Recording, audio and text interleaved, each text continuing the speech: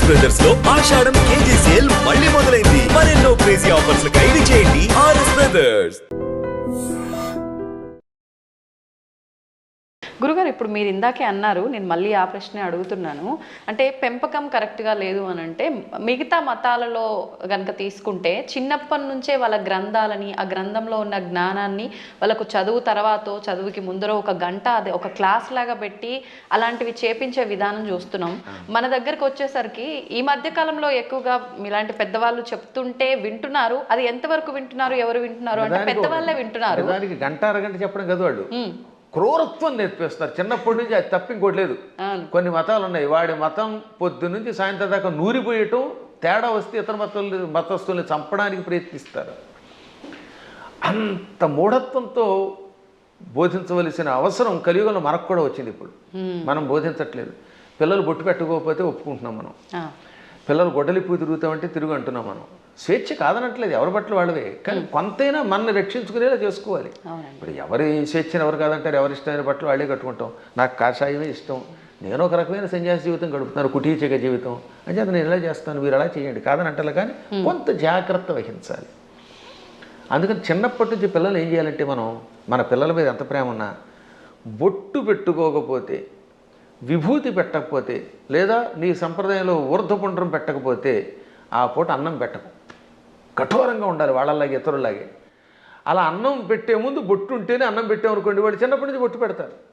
కానీ మనం అబ్బబ్బా సర్వమత సమానత్వం అంటే ఎక్కడ సర్వమత సమానత్వం? వాడు ప్యాంట్ లిపి కాల్చి చంపేశారు మొన్న పెహల్గాంలో. అంత క్రూరత్వంగా ఉంటున్నారు వాళ్ళు. కాబట్టి చిన్నప్పటి నుంచి మనం కూడా నేర్పవలసిందే. ప్రతిదినము భారత భాగవత కథలు, శివాజీ మహారాజు లాంటి వాళ్ళ కథలు చెప్పవలసిందే. ప్రతిదినము ఏదో ఒక స్తోత్రం ఎంతోసేపు చదవవలసిందే. అది చదివితేనే వాడు స్కూల్కి వెళ్ళాలి, అది చదివితేనే వాడికి అన్నం పెట్టాలి, అది చదివితేనే వాడికి ఏదైనా చేయాలి. అది చదవనంత వరకు వాడికి టీవీ కూడా పెట్టకూడదు. ఇలా మనం 10 ఏళ్ళు అలవాటు చేసామనుకోండి చిన్నప్పుడు, ఇంకా తర్వాత వాడు అలవాటు. మా చిన్నప్పుడు మా నాన్నగారు పురాణములు చెబుతూ ఉంటే, ఆయన మంచి కంఠంతో చక్కగా స్పష్టంగా చెబుతూ ఉంటే విని మేము ఇంకా అక్కడ నుంచి దాని మీద ఆసక్తి పొందామా లేదా? అవునండి. అందువల్ల తల్లిదండ్రులు పిల్లలకి అది నేర్పాలి. ఇప్పుడు ఈ మతమును, మన మతమును మన పిల్లలకి నేర్పడం అనేది ఉందే, అది ఇంకో దానికో కాదు, కనీసం బ్రతకడానికి అవసరం అయిపోయింది. నువ్వు బతకాలంటే నేర్చుకోవాల్సిందే. లేదా ఆ మతం మారు, లేదా చంపేస్తాడు. భవిష్యత్తులో ఒకటే, నీ మతమును అనుసరించి నువ్వు గట్టిగా నిలబడకపోతే వాళ్ళ మతంలోకైనా వెళ్ళాలి, లేదా వాళ్ళ చేతిలో చావాలి. రెండే మిగిలాయి. చావలేము, ఆ మతంలోకి మారలేము, మధ్యలో బతకడానికి లేదు. కాబట్టి హిందువులారా, ఎవరేమనుకున్నా సూటిగా స్పష్టంగా మీకు చెబుతున్నాను, హిందువుల ఐకమత్యంతో ఉండడం ఇప్పుడు వాళ్ళ బ్రతుకు కోసం అవసరం. మీరు మీ పిల్లలకి చిన్నప్పటి నుంచి మన ధర్మాన్ని నూరిపోయండి, మన గురువుల దగ్గరికి తీసుకెళ్ళండి, ఆలయాలకి తీసుకెళ్ళండి. శని ఆదివారాలు వచ్చాయంటే వెళ్ళి తెరవలసిందే గుడికి. మీ పిల్లలకి బొట్టు పెట్టుకోకపోతే, రామ అనకపోతే, కృష్ణ అనకపోతే, శివ అనకపోతే అన్నం పెట్టకండి. అలా నేర్పకపోతే భవిష్యత్తులో మీకు ఏ విధమైన దిక్కు ఉండదు, మిమ్మల్ని రక్షించేవాడు లేడు. బాగుపడతారా? నా మాట వినండి, లేదా పొండి కర్మపుణ్యము పాలై అని ఎంత గట్టిగా నువ్వు చెబుతున్నానమ్మా. ఇటువంటివి చాలా అవసరం. ఇవాళ మీ బొట్టు వాళ్ళు ఇంకా ఈ ధర్మాన్ని ప్రోత్సహిస్తున్నారు కనుక. గురుగారు, ఇప్పుడు మీరు చెప్పారు బొట్టు పెట్టుకోమని మీ పిల్లలకు నేర్పండి అని. ఇప్పుడు మా జనరేషన్ వాళ్ళని తీసుకుంటే మీరు చెప్పేవి వింటే మాకు కొన్ని అర్థమవుతాయి, కొన్ని అంతవరకే మాత్రమే తెలుసు, మాకు ఆ జ్ఞానం మాత్రమే, దానికి ముందర వెనక ఇంకేముందనేది తెలియదు. ఇప్పుడు అన్నారు బొట్టు పెట్టుకోవాలమ్మా, అది మన ధర్మం అని చెప్పి, నేను వెళ్ళి ఇప్పుడు అదే సేమ్ నా పిల్లలకి చెప్పాను అనుకోండి, అవును బొట్టు పెట్టుకోవడం మన హిందూ ధర్మంలో ఉంది, అసలు ఎందుకు పెట్టుకోవాలి, దాని వెనకాల రీజన్ ఏంటి అడిగితే మా బోటి వల్ల అసలు మేము చెప్పలేకపోతున్నాము. ముందు ఒకటి చెప్పండి వాళ్ళకి. ఇప్పుడు ఆ పెహల్గాంలో ఎందుకు కాల్ చేశారు? వాళ్ళ మతంలో లేరని, అంతేనా? దానికి ఏమన్నా రీజన్ ఉందా? ఇప్పుడు నువ్వు బొట్టు పెట్టుకుంటూ ఇలా ఐకమత్యంతో 10 మంది కలిసి ఉండకపోతే రేపు పొద్దున్న నువ్వు మా వాడివి కాదని చంపేస్తారు. కాబట్టి ఒకటి, ముందు మన ధర్మం బతకడానికి అవసరం చెప్పండి. రెండవది, ఈ కనుబొమ్మల మధ్యలో బొట్టు పెట్టుకుంటే ఒకటి అందం. ఇప్పుడు మీరు ఆ కాస్త బొట్టు తీసేసి ఉంటే మీ మొహం చూడలేం, అదో రకంగా కనపడతారు, పిశాచపు మొహంలో ఉంటుంది. బొట్టు పెట్టుకుంటే సౌందర్యం. తర్వాత ఈ కనుబొమ్మల మధ్యలో జ్ఞాపక శక్తి పెంచడానికి చాలా ఉపయోగపడుతుంది. రోజు నిత్యం ఈ చూపుడు వేలుతోటి బొట్టు పెట్టుకోగా ఒత్తిడికి జ్ఞాపక శక్తి పెరుగు, చురుకుతనం పెరుగుతుంది. కొంతకాలం అబ్జర్వ్ చేయండి మీరే. ఇప్పుడంటే కెమికల్స్ వచ్చాయి, స్టిక్కర్స్ వచ్చాయి, కానీ పూర్వం కుంకుమ అంటే కుంకుమ పెట్టుకుంటే దానివల్ల ఆడవాళ్ళలో ఒక రకమైన జ్ఞాపక శక్తి, ఇంట్లో ఏ మూల ఏ వస్తువు పెట్టినామో వాళ్ళకి గుర్తున్నట్టుగా ఎవరికి ఉండదు. పోపుల డబ్బాలో ఫలానా దాంట్లో కందిపప్పు ఉంది, దాంట్లో పెసరపప్పు ఉంది, ఆవాలు ఉన్నాయని ఎలా గుర్తుపెట్టుకున్నారమ్మా వాళ్ళు అవధానులు. మేము పద్యాలు గుర్తుపెట్టుకున్నట్టుగా అది బొట్టు వల్లే వస్తుంది. జుట్టు చక్కగా కొబ్బరి నూనె రాసుకుని దువ్వుకుంటూ ఉంటే జుట్టు ఊడిపోకుండా ఉంటుంది. ఇప్పుడు కొబ్బరి నూనె ఎందుకు రాసుకోవాలంటున్నారు? అందుకని కొబ్బరి లేదు, రబ్బరి లేదు, శుభ్రంగా నున్నగా అయిపోతుంది. దానికోసం బోడి ఖర్చు పెడుతున్నారు. అవునా? కాబట్టి పేలు పట్టకుండా ఆరోగ్యంగా ఉండు, తలనొప్పి తగ్గుతుంది. ఇప్పుడు మీకు తలనొప్పులు ఎక్కువ ఎందుకు వస్తున్నాయి అంటే కేవలం నూనె రాసుకోకపోవటం, వారానికి ఒకసారి కుంకుడుకాయలతో తలంటుకుపోవడం వల్ల హెడ్ఏకులు వచ్చి దానికోసం మందులు వాడి, ఈ మందుల వల్ల ఇంకో రోగం వచ్చి మోకాలు నొప్పి వచ్చి, మోచేయి నొప్పి వచ్చి గట్టిగా నడవలేరు, కూర్చోలేరు. అందుకని లిఫ్ట్లు పెట్టవలసి వస్తుంది.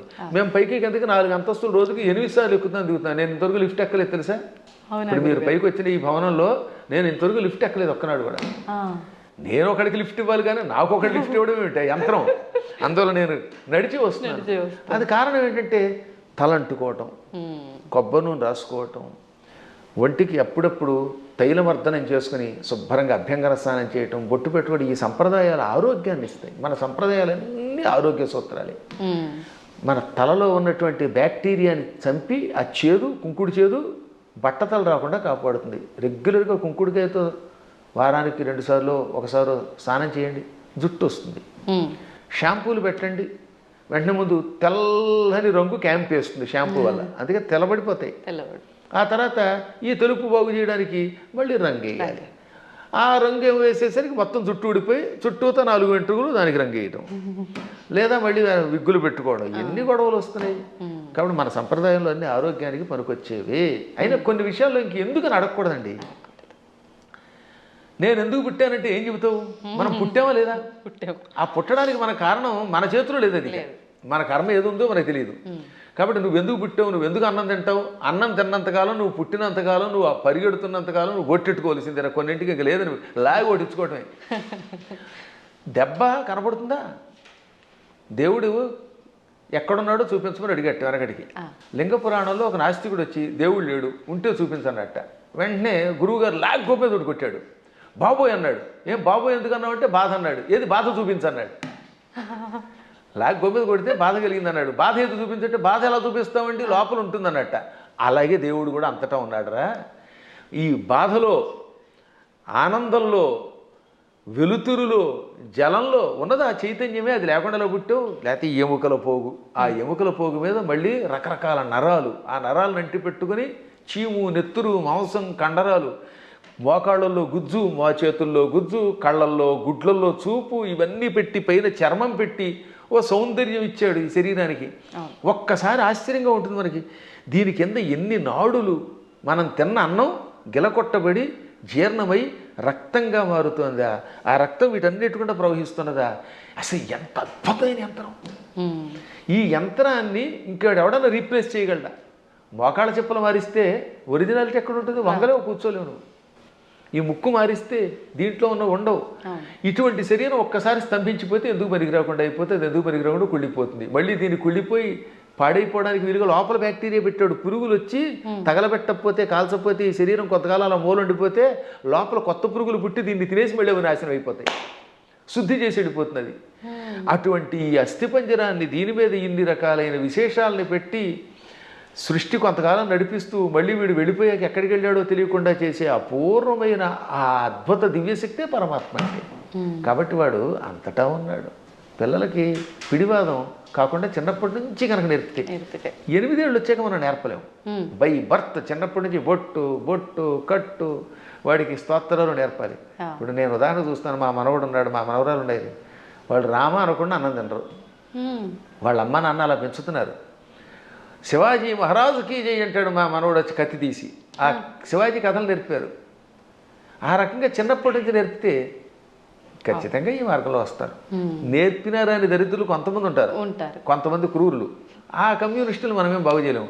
వాళ్ళు నికృష్టులు, వాళ్ళ పక్కన వదిలేద్దాం, అది వాళ్ళ కర్మ. కానీ ముందు మన ప్రయత్నం మనం చేయాలి. గురుగారు, ఇప్పుడు మీరు ఇందాక అన్నట్టుగా పిసినారి కానివ్వండి, ఇలాంటి మూర్ఖులు, నాస్తికులు కానివ్వండి, ఇదంతా అంటే వాళ్ళ కర్మను బట్టే వచ్చారు అనుకోవచ్చా? మరి లేదు అంటే ఇప్పుడు మీరు చెప్పినట్టుగా పెంపక లోపము అలా కూడా అనుకోవచ్చా? దీనిలో చాలా పని చేస్తాయి. పెంపకంలో కొంత లోపం, వాళ్ళ పూర్వకర్మలు కొన్ని, చుట్టుపక్కల వాతావరణం కొన్ని, పరిస్థితులు కొన్ని, ఇవన్నీ కర్మల యొక్క ఫలితాలు. అందుకే కొంతవరకు మనం మన ప్రభావంతో మార్చొచ్చండి. చెప్పగా కొంత మారుతారు, అంతా మారదు. కానీ అలాగే కొన్ని చూడగా ఎప్పటికో కొంతమంది మారుతారు. కొన్ని పుట్టుకతో వచ్చే దరిద్ర లక్షణాలు ఉంటాయి, అవి చచ్చేదాకా మారవు. అందుకే వాటిని ఏమంటారు? నైసర్గికములు అంటారు. నిసర్గ అంటే బై బర్త్ వచ్చేదాన్ని. పూర్వం మీరు ఎప్పుడన్నా సోషల్ స్టడీస్ చదివితే భారతదేశానికి నైసర్గికంగా హద్దులే ఉన్నాయి అంటే ఏంటి? సహజంగా ఏర్పడినవి అని అర్థం. కాబట్టి నిసర్గ అంటే పుట్టుకతో వచ్చే సహజ లక్షణము. అటువంటి లక్షణాలకి అన్నీ పోవు, కానీ కొంతవరకు మార్చచ్చు. నాస్తికులు కూడా చివరిలో మారినవాళ్ళు లేరు. కొంతమంది పేరు కమ్యూనిస్టులు, మా ఆవిడ రమ్మందండి అని వెళ్ళి ఏడుకొండల దగ్గరికి వెళ్ళడం. అందువల్ల వాళ్ళ ఆవిడ రమ్మన్నా కదా, వీడికి లోపల ఎంతో కొంత భయం ఉంటుంది. దొంగ కనపడ్డావు, అది సంఘంలో ఒకసారి అందులోకి వెళ్ళాక ఆ ముద్ర ఎంచుకొని దానికోసం అలా ఏడుస్తారు. కానీ లోపల వాళ్ళకి పీకుతుందమ్మా. ఇంతెందుకు, నేను ఎరిగి నాతో క్లాస్మేట్ ఉండేవాడు, పక్కా కమ్యూనిస్ట్ అనేవాడు. ఓ రోజు గుండు కొట్టించుకొచ్చాడు. ఏమిటంటే తిరుపతి వెళ్ళాట. ఎందుకంటే ప్రపంచ నాస్తిక సభలు దిగ్విజయం అయితే గుండు కొట్టించుకుంటానన్నట్ట. అది వ్యవహారం. కాబట్టి ఇలాంటి వాళ్ళు కూడా ఉంటారు. అది పూర్వం ఒక సామెత ఉండేది, round at stage, flat at home అని. అంటే భూమి గుండ్రంగా ఉందనేమో వేదిక వచ్చి చెప్తాట, ఇంట్లోకి వచ్చాక లేదు బల్లపరుపుగా ఉందంట. అంటే ఇంట్లో ఒకటి బయట ఒకటి అన్నమాట. బయట 4 తోటేమో round at stage, flat at home అని మా చిన్నప్పుడు సామెత ఉండేది. ఇది వేదికల మీద పూర్వం ఇంగ్లీష్లో మాట్లాడేవారు కదా, వాళ్ళు ఇలా మాట్లాడేవారు అనమాట. అప్పట్లో ఇంగ్లీష్ వాళ్ళ టైంలో అంతా ఇంగ్లీషే ఉపన్యాసం. ఆ ఉపన్యాసాల్లో చిలకవర్తి లక్ష్మీ నరసింహం గారి దగ్గరికి ఒక ఆయన వచ్చాడు. ఆయన పేరు బిపిన్ చంద్రపాల్. బిపిన్ చంద్రపాల్ ఉపన్యాసంలో మాట ఇప్పుడే చెప్పింది. ఆయన ఇంగ్లీష్లో అనర్గళంగా మాట్లాడుతూ, హిందువులు అలా చేస్తున్నారు, బయటకు వచ్చినప్పుడు ఒక రకంగా, ఇంట్లో ఉన్నప్పుడు ఒక రకంగా ఏడుస్తారు, అలా ఉండకండి, ఇంట్లోనూ బయట హిందువుల్లో ఉండండి అని చెప్పడానికి ఆయన మంచి మాట చెప్పాడు ఆయన. కాబట్టి మనం ఏది నమ్మేమో అది చెయ్యాలి చివరిదాకా. అజ్ఞానంతో కూడినవి చేయకుండా ఉండాలి. సరే, ఏది ఏమైనప్పటికీ ముందు పిల్లల్ని మన మార్గంలో మనం పెంచుతామమ్మా. విన్నారా బాగుపడతారు, వినకపోతే మనం ఏం చేయగలుగుతాం? గుర్రాన్ని తీసుకెళ్ళగలం, మంచినీళ్ళు తాగించలేం కదా. అందువల్ల అలా చేయడానికి ప్రయత్నిద్దాం. మళ్ళీ భగవంతుని అనుగ్రహించినప్పుడు ఇంకోసారి కలుసుకుందాం. తవ్వుతూనే శివలింగం. సరే, దాన్ని అట్లా కప్పేసేయండి, చూపించద్దండి. Krishna is there. మూర్తి పూజ కాదు, సాక్షాత్ బ్రజేంద్ర నందన భగవాన్ ఉన్నారు మూర్తిలో. ఏమీ ఆశించకుండా ఆరాధించే వాళ్ళు కూడా ఉన్నారా ప్రభుజీ? నిజమైన భక్తి అంటే మనకు తెలియదు కాబట్టి.